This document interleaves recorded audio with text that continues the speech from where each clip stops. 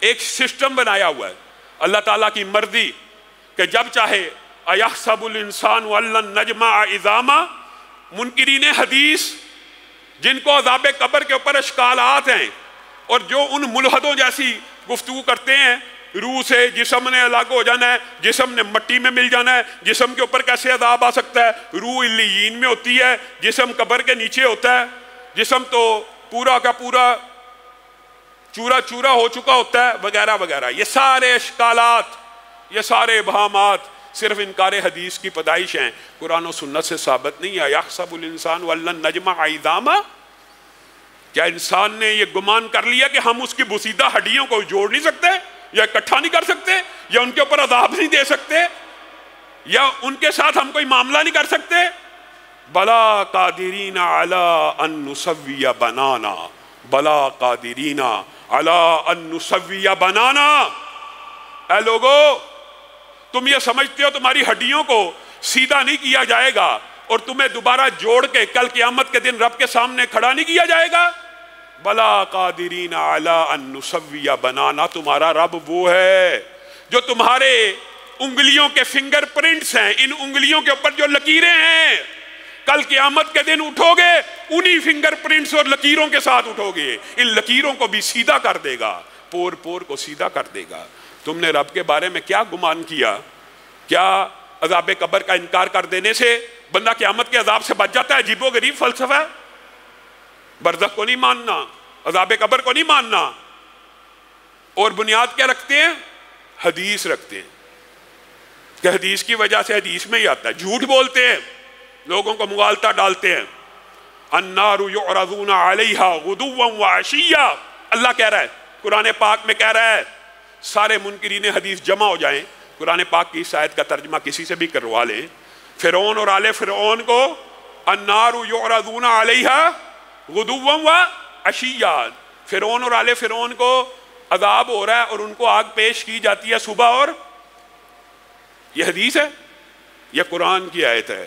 اور کل قیامت کے دن ان کو اصل عذاب کا ذائقہ چکھنا ہے، شدید عذاب کا ذائقہ چکھنا ہے. اس آیت کا ترجمہ کروا لیا جائے.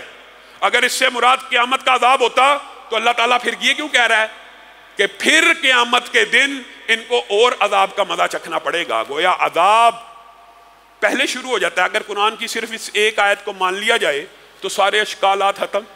اللہ کی مرضی.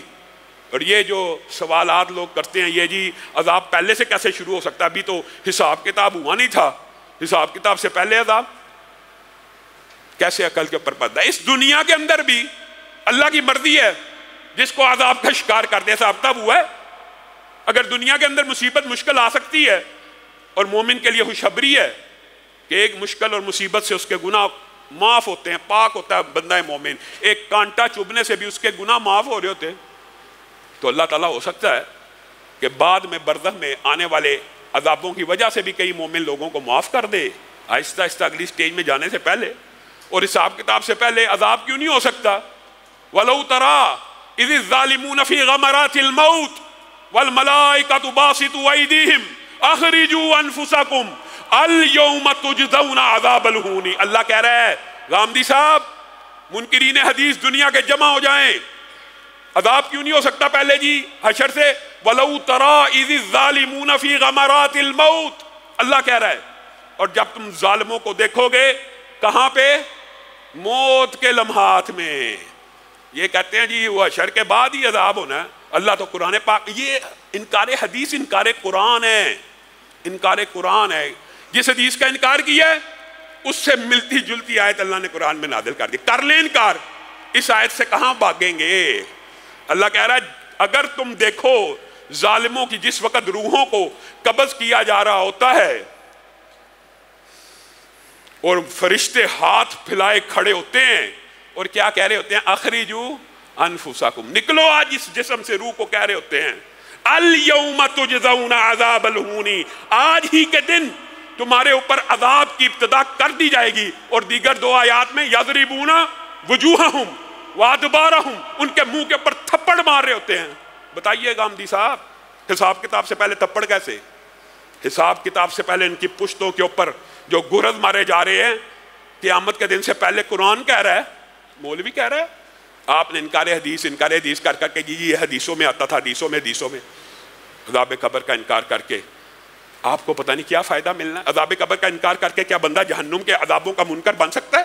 پورا قرآن پاک کو اگر چیپٹرز کے اعتبار سے ڈیوائیڈ کیا جائے، ایک بہت بڑا حصہ عذاب جہنم کے بارے میں، ایک بہت بڑا حصہ جنت کی نعمتوں کے بارے میں۔ ان سے کیسے فرار ہوں گے؟